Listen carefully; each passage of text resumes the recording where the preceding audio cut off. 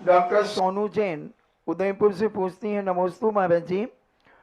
ऐसा भोजन में के त्याग करने में ऐसा क्या उत्पन्न हो जाता है कि महात्मा गांधी भी जब किसी समस्या में उलझते थे तब वह उपवास कर लेते थे, और आप साधु संत भी उपवास करते हैं, तो एक नया नया चिंतन उपवास के दिन निकलता है।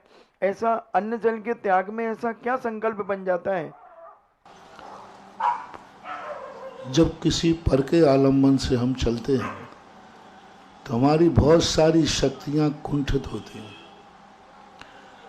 हमारे शरीर और मन के अंदर अलग ढंग का स्राव होता है। हार्मोन्स प्रति क्षण बदलते रहते हैं। जब हम किसी के अधीन होकर चलते हैं,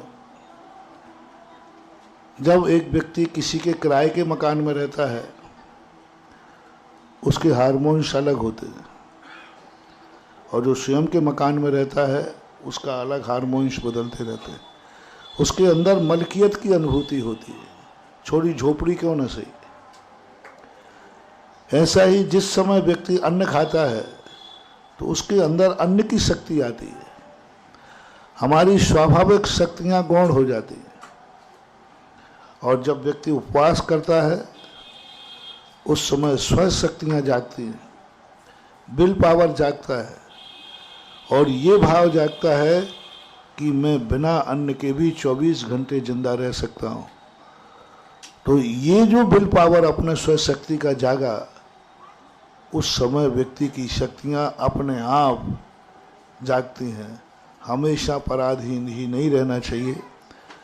पराधीनता जब स्वीकार करना चाहिए जब स्वाधीनता की बिल्कुल ही शक्ति नहीं है। अब कुछ भी नहीं हो सकता। यदि आहार नहीं लिया तो हम सवेरे उठ नहीं सकेंगे, बीमार हो जाएंगे, कोई कार्य नहीं कर पाएंगे। तो फिर पराधीनता स्वीकार करना चाहिए। पराधीनता शौक से स्वीकार नहीं करना चाहिए, मजबूरी में। और जो मजबूरी में पराधीनता स्वीकार करता है तो उसका बस चलता है कि मैं बिना पराधीन, जैसे हम लोग निरंतर आहार लेते समय भाव करते हैं, कैसे जागती है उपवास में शक्ति। तुम लोग जब आहार करते हो, भोजन करते हो, अच्छा मन का भोजन आगे मिल जाए तो क्या बोलते हो? आज मजा आ गया। आप खुशी मनाते, आपको अच्छा लगता है। भोजन करते समय आप लोगों को कैसा लगता है? बोलो ना, अच्छा लगता है ना। अब हम लोग जब भोजन करते हैं तो क्या भाव करते? हे भगवान, ये भोजन कब छूटेगा। तुम लोग भोजन करते हो और हम लोग दवाई खाते हैं। कितना अंतर है भोजन और दवाई में। तुम लोग जब दवाई खाते हो तब क्या भाव करते हो? हमेशा दवाई चलती रहे, खाओगे तो सही ना, लेकिन क्या भाव करोगे? दवाई कब छूटेगी। ऐसा ही ज्ञानी पुरुष जब भोजन करता है, इसलिए क्षुधा को तुम्हारी पूजा में क्या रखा? क्षुधा रोग विनाशनाय नैवेद्यम निरुपामति। क्षुधा को रोग कहा गया। और रोग की जब दवाई करता है तो हमेशा ये भाव करता है ये दवाई कब छूटे। हम लोग भोजन करते समय भाव करते हैं ये भोजन कब छूटेगा, ये क्षुधा रोग कब शांत होगा। और ये जो परिणाम हम लोगों का आता है, इसी परिणाम से हम लोगों की इतनी शक्तियाँ जाग जाती हैं कि उपवास भी होता है। गर्मी के दिनों में 48 टेम्परेचर है, एक टाइम भोजन पानी में भी हम लोग सुबह तुम लोगों से ज़्यादा अच्छे जिंदा रहता हूँ। तुम 2-2 3-3 बार खाते हो और मैं एक बार भोजन करता हूँ।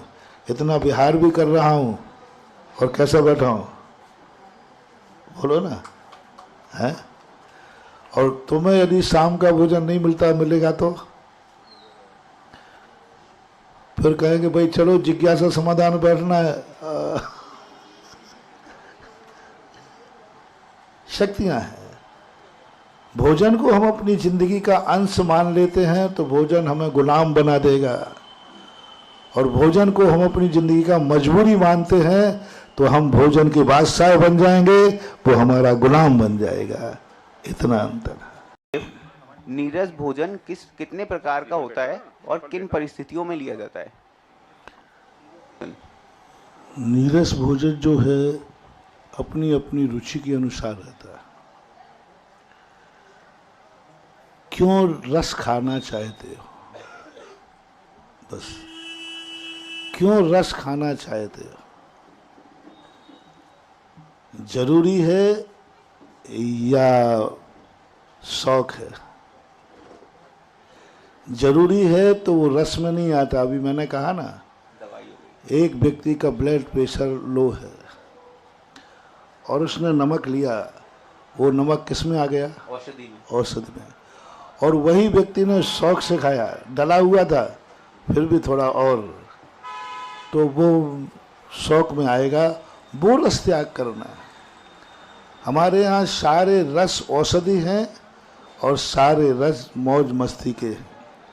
आपके लिए जरूरी है तो वही औषधि बन जाएगा। मैंने अभी कहा ना, वही भोजन औषधि भी है और वही भोजन तो वही है, नमक तो वही है, मीठा तो वही है। लेकिन एक व्यक्ति वो है जिसकी शुगर लो है और एक व्यक्ति वो खा रहा है जिसकी शुगर है फिर भी कह रहा पट्टा मैं तो खाऊंगा। अब ये सबसे बड़ा पाप है। अब वही मीठा दवाई बन गया कि नहीं? शुगर लो थी तो उनका जिसको जल्दी मीठा दे दो, और एक व्यक्ति की शुगर हाई थी, उनका देख भाई तू शक्कर मत खाना, तो भी खा रहा है, तो वो आत्महत्या कर रहा है। वो शक्कर नहीं है, वो उसके लिए जहर है। आप देखो, वही अमृत हो गया और वही जहर हो गया। तो नीरस का अर्थ होता है चटुकारिता। अपने इंद्रिय के शौक के लिए जो खाया जाता है उसका हमारे यहाँ निषेध किया गया। और नीरस भोजन से इसलिए करना चाहिए कि भोजन हमारे लिए दवाई बन जाए। हमें रस नहीं लेना है, हमें क्षुधा रोग का नाश करना है। जब भोजन औषधि बन जाता है तो रस अपने आप नीरस हो जाते हैं।